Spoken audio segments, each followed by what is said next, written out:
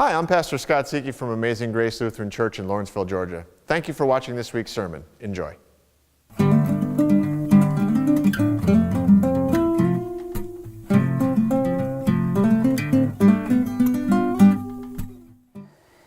It's Good Shepherd Sunday, and so we're going to see and hear in our hymns and the one coming up images about the Good Shepherd.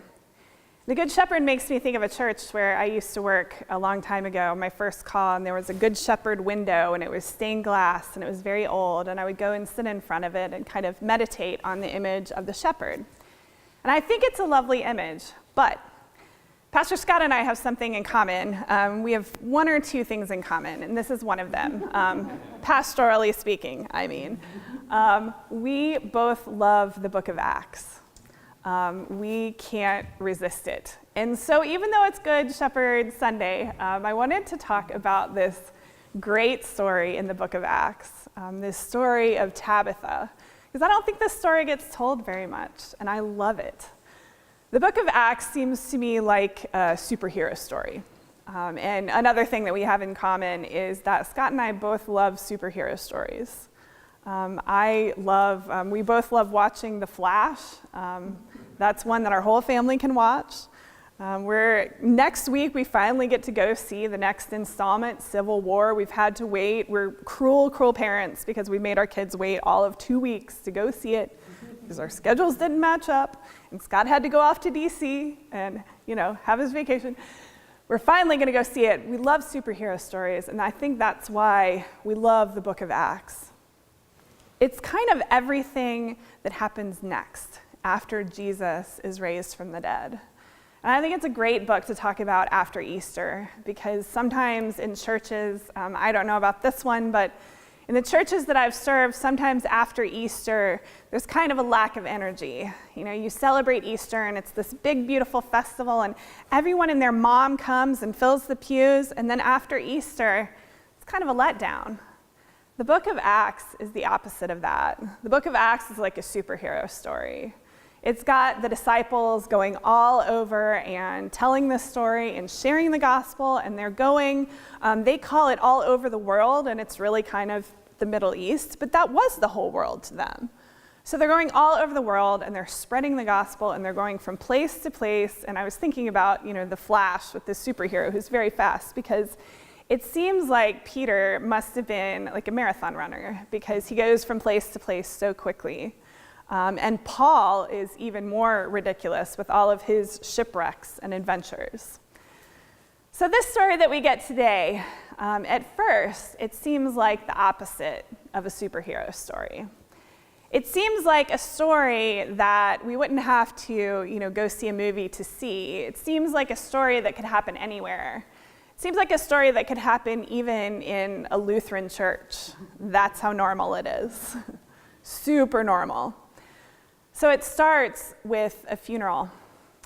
This lady has died, and her friends have come to pay their respects, and they do all the things that you do for someone who has died, and they place her in the room so people can come visit her, and they do all the things that we do. They got her ready.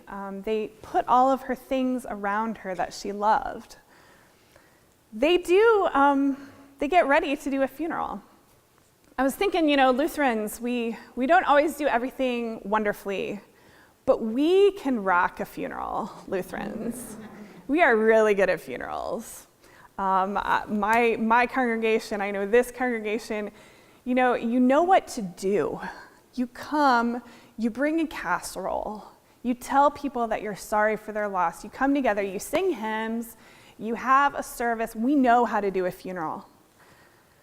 My grandma, who is very, very Lutheran, passed away earlier this year.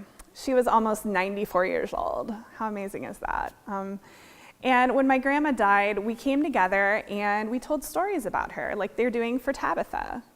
We told about her crafts that she had made. She was a needle pointer.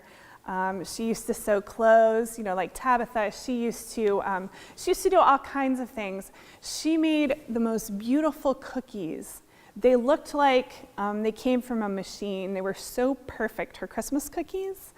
And she made them up until last year, until she was 93 years old. She made Christmas cookies, right up until a few months before she passed away.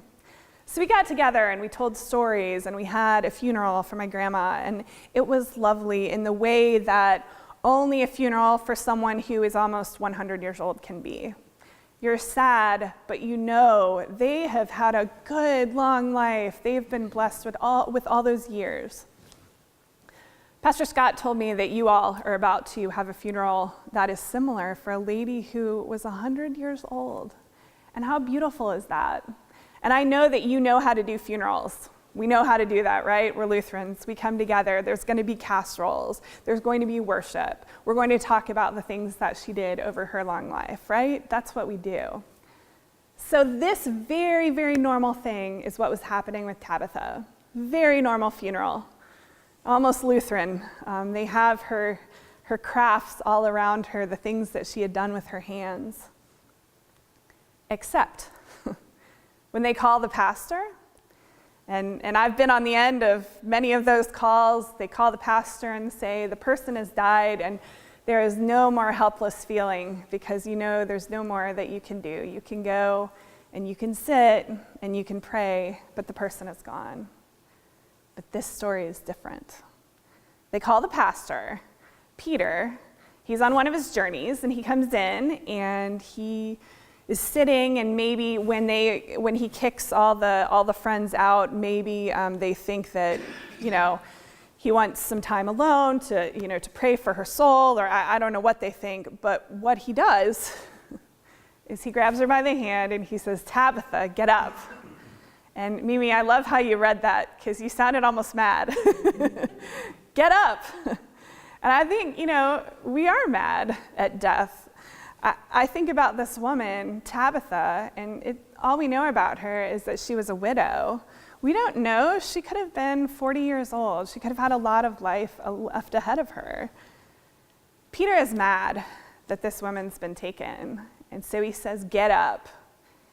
And unlike the rest of our funerals, Tabitha gets up, and she starts to walk around. And it says later in the gospel that many people saw her walking around. So instead of having this meal, instead of having a funeral, Tabitha gets to come downstairs and eat her own funeral casseroles. Can you imagine? I can't even imagine what the aftermath would have been like. And I think to myself, why Tabitha? Why was Tabitha raised? We know that there are lots of other disciples and lots of other people who died, and we know in our own lives, people are taken too soon. They just are. They may have more life to live, and still, that's a thing that happens. But Tabitha was raised. I can only think that it's to give us hope.